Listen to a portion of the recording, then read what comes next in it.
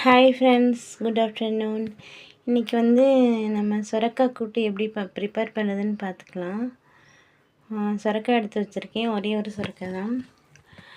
இதுக்கு பார்த்திங்கன்னா இந்த வெயில் சீசனுக்கு வந்து சுரக்காய் வந்து ரொம்ப ரொம்ப நல்லது. நமக்கு டயபெட்டிஸ் இருக்கவங்களுக்கும் ரொம்ப சுரக்காய் ஜூஸும் குடிக்கலாம், சுரக்காய் சமைச்சி சாப்பிட்லாம், ரொம்ப நல்லது. ஸோ இன்றைக்கி எப்படி ப்ரிப்பேர் பண்ணுறதுன்னு நான் சொல்கிறேன். சுரக்காய் வந்து பார்த்திங்கன்னா நம்ம தோல் சீவி வச்சுருக்கேன்னா, அதுக்கப்புறம் தோல் சீவினதுக்கப்புறம் வாஷ் பண்ணிவிட்டு குட்டி குட்டியாக கட் பண்ணிக்கலாம். பாருங்கள், எந்த சைஸ் கட் பண்ணால் போதும், ரொம்ப குட்டி குட்டியாக கட் பண்ணிக்கலாம். டேஸ்ட் நல்லா அட்டகாசமாக இருக்கும். இதுக்கு வந்து நம்ம 3 வகையான பருப்பு யூஸ் பண்ணலாம். பாசிப்பருப்பு, தென் வந்து கடலைப்பருப்பு, துவரம்பருப்பு, மூணுத்தில் ஏதாவது நீங்கள் யூஸ் பண்ணிக்கலாம். நான் இன்றைக்கி என்ன எடுத்திருக்கேன்னு பார்த்தீங்கன்னா, நான் துவரம்பருப்பு எடுத்திருக்கேன். துவரம்பருப்பு, மஞ்சப்பொடி, அதுக்கப்புறம் பச்சை மிளகாய், தக்காளி, வெங்காயம், பூண்டு, கருவேப்பிலை, கொஞ்சம் பெருங்காயம் போட்டிருக்கேன் நான். அது கூடவே நம்ம வந்து பார்த்திங்கன்னா சுரக்காவும் ஆட் பண்ணிக்கலாம்.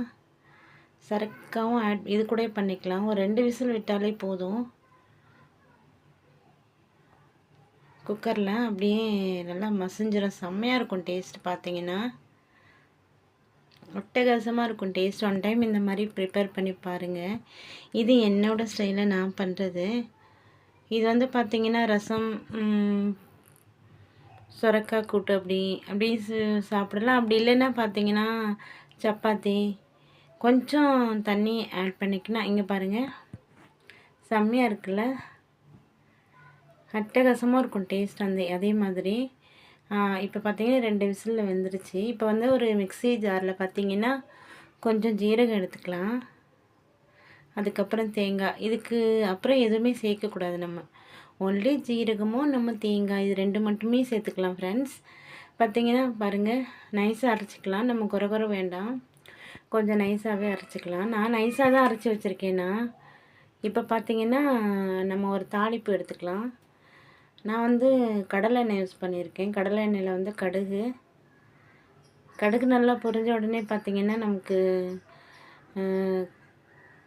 அந்த ஸ்மெல் அட்டகாசமாக இருக்கும். அந்த கடலை எண்ணெயில் கடுகு, உளுத்தம்பருப்பு, காஞ்ச மிளகாய், வரமிளகாய், அதுக்கப்புறம் பார்த்திங்கன்னா கருவேப்பிலை, அதுக்கப்புறம் கொஞ்சம் உளுத்தம்பருப்பு கொஞ்சம் போட்டு தாளிக்கலாம்.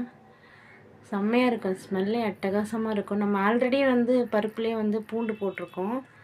அதுக்கு வந்து நம்ம பார்த்திங்கன்னா ஜீரகம்